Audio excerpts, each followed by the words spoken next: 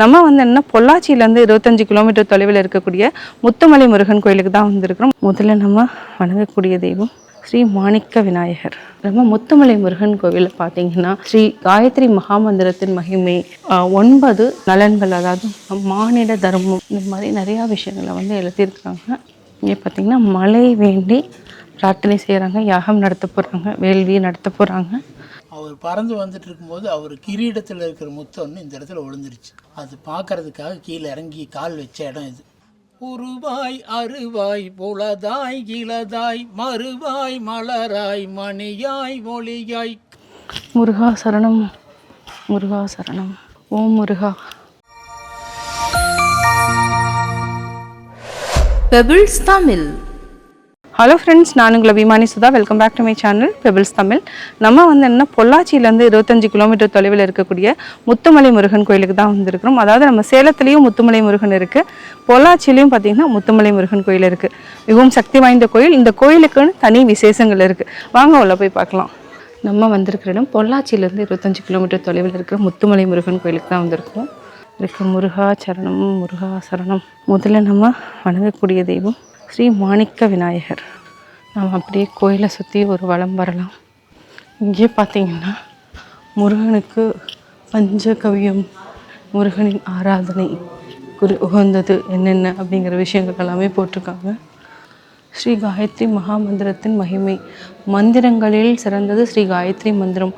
பகவத்கீதையில் ஸ்ரீ கிருஷ்ண பரமாத்மா மந்திரங்களில் நான் காயத்ரி என்று சொல்கிறார். ஸ்ரீ காயத்ரி மந்திரம் எல்லா சக்திகளையும் கொடுக்கிறது. அதனாலேயே சந்தியாவதனத்தில் ஸ்ரீ காயத்ரி மந்திரம் முக்கிய பங்கு வகிக்கிறது. பூ புவ சுவ என்ற 3 பாதம் உள்ள ஸ்ரீ காயத்ரி மந்திரம் ரிக் யஜூர் சாம வேதங்களில் இருந்து சேர்க்கப்பட்டிருப்பதால் இதை ஜெபிப்பதால் 3 வேதங்களை பாராயணம் செய்த பலன் கிடைக்கிறது. ஸ்ரீ காயத்ரி மந்திரம் ஓம் பூர் புவஸ்வ தத்ச விதுர்மரேண்யம் பர்கோ தேவஸ்ய தீமகி தியோ யோன பிரசோதயாத். பொருள்: 3 உலகங்களை காப்பவரும் நம் புத்தி சக்திகளை பிரகாசமடைய செய்து அதனால் தீமையில் இருந்து விலகி நடக்கும் சக்தியை கொடுக்கும் மிகச்சிறந்த ஒளியாகிய பகவானை தியானம் செய்கிறேன். காலை மாலை சந்தியா காலங்களில், மத்தியானம் உச்சி வேளையிலும் முடிந்த அளவு ஜபம் செய்யுங்கள். எல்லா நன்மையும் அடைவீர்கள். இப்படிப்பட்ட தர்மங்களை அனுசரித்து கொண்டு நாம் செய்யும் எல்லா காரியங்களும் வெற்றியடையும். தேசமும் மக்களும் எல்லா வகையிலும் நலமடைவார்கள். முருகா சரணம், முருகா சரணம். கோவில்களிலும் வீடுகளிலும் பள்ளிகளிலும் ஆஃபீஸ்களிலும் வேலை துவங்கும் முன் கூட்டாகவோ தனித்தனியாகவோ மனமாற பிரார்த்தனை செய்யுங்கள். கோடிக்கணக்கான பேர்கள் நல்ல உள்ளத்துடன் செய்யும் பிரார்த்தனைக்கு நிச்சயம் பலன் இருக்கும். நம் மக்கள் நலமுடன் வாழ்வார்கள். நம் நாடு எல்லா வகையிலும் முன்னேறி உலகின் தலை சிறந்த நாடாக திகழும். எல்லாம் வல்ல பரம்பொருளே, எங்களுக்கும் தேச மக்களுக்கும் நல்ல சிந்தனை கொடுங்கள், நல்ல வழிகாட்டுங்கள். 2. எல்லா இடங்களிலும் பரவலான போதுமான மழை பொழிய வேண்டும். பால் தரும் ஆவினங்கள் பெருக வேண்டும். 3. பயிர்கள், செடி, கொடி, மரங்கள் செழித்து நன்றாக விளைய வேண்டும். 4. எல்லா கோயில்களிலும் அவரவர் வழக்கப்படி பிரார்த்தனைகள், அபிஷேக ஆராதனைகள், பூஜைகள், ஹோமங்கள், அன்னதானங்கள் நன்றாக நடக்க வேண்டும்.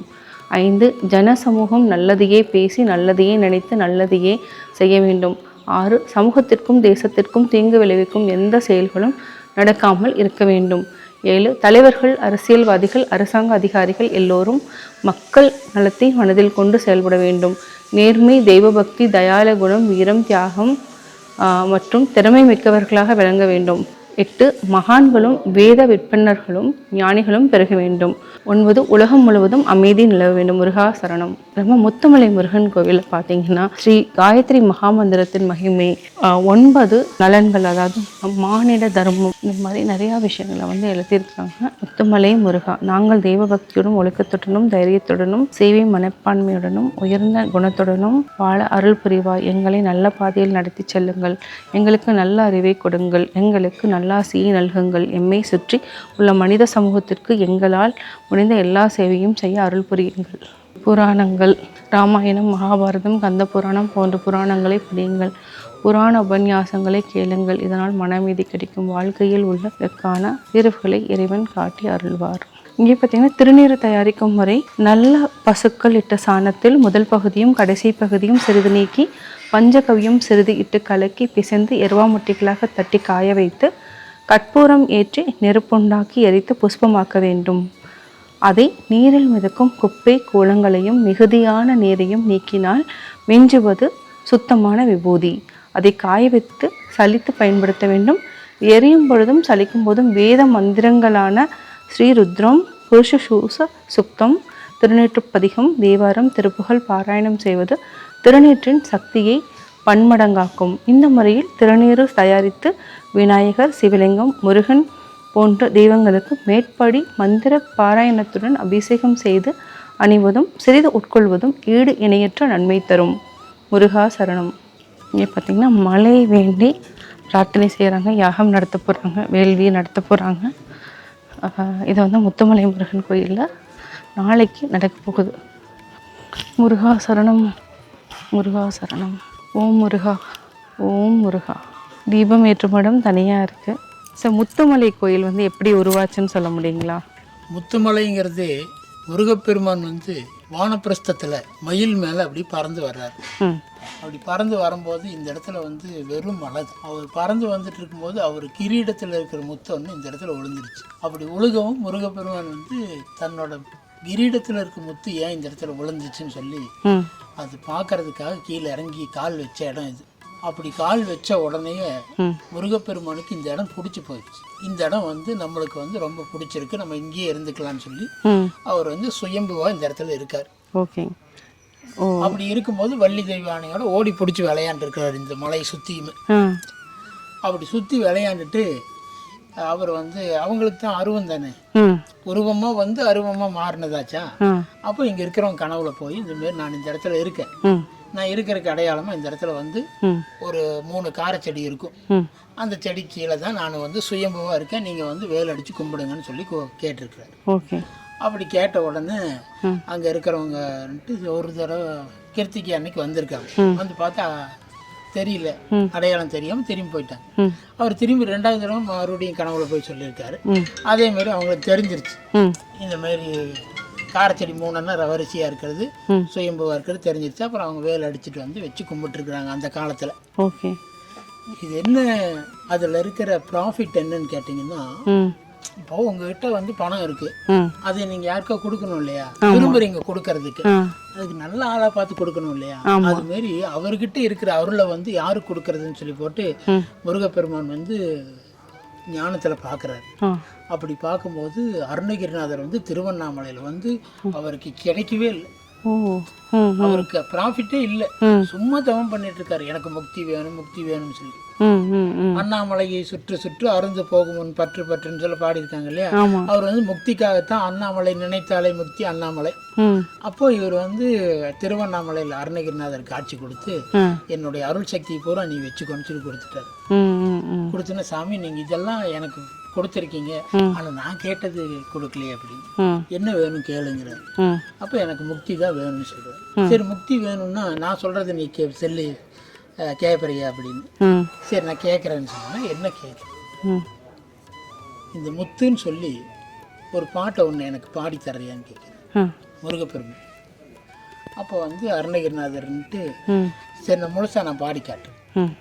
முத்தை தரு பக்தி திருநகை அத்திக்கிரை சக்தி சரவண முத்திக்கொரு வித்து குருபரன் என போதும் முக்கட்பரமக்கச்சுருதியின் முற்பட்டது கற்பு திருவரு 30 முவர்க்க தமரர் மடி பேன 10 தலை தத்த கனை கொடு பொற்றை கிரிமற்றை பொறுதொரு பட்ட பகல் வட்டத்திகிரியில் இரவாக பக்தர்கிற தத்தை கடவிய பச்சை புயல் மெச்ச தகு பொருள் பட்சத்தொடு ரட்சி தருவதும் ஒரு நாளே தித்தித்தைய ஒத்த பரிபுர நித்தம் பதம் வைத்து பைரவி திக்கொட்க நடிக்க கழுகொடு கழுகாட திக்கு பரியட்ட பைரவர் தொக்கு தொகு தொக்கு தொகு தொகு சித்திர பமுறிக்கு திரிகடகையன போத கொத்து பறை கொட்ட கலமிசு குக்கு குகு குக்கு குகு குகு குத்து புகை புக்கம் பெடிகன முது கூகை கொற்புற்றள நட்பற்ற உணவை வெட்டி பலியிட்டு குலகிரி குத்து படமொத்து பொறவளை பெருமாளே பெருமாளே பெருமானே. இந்த பாட்டு தான் முருகப்பெருமான் வந்து திருப்புகழை வந்து அருணகிரிநாதர்கிட்ட இருந்து வாங்கினது.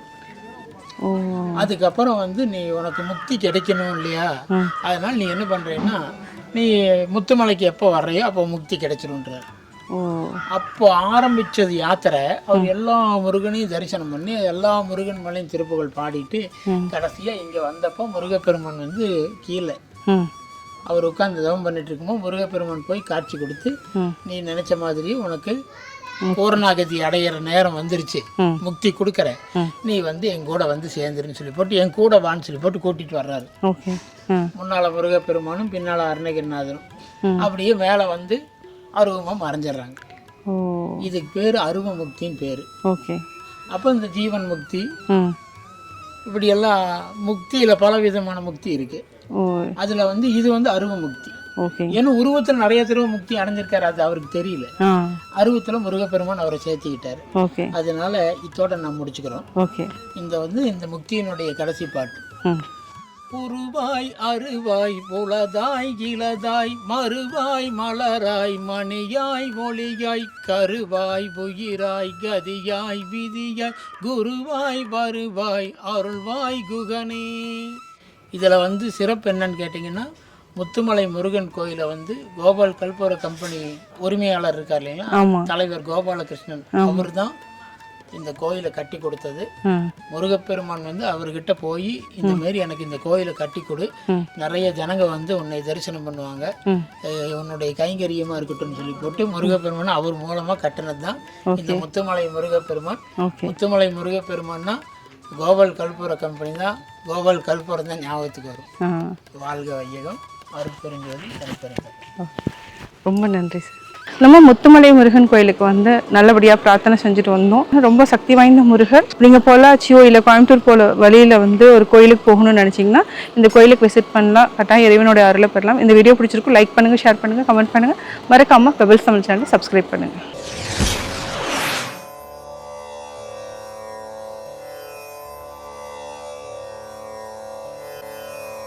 பயனில் சொல் பாராட்டுவானே மகன் எனல் மக்கட் பதடி எனல்.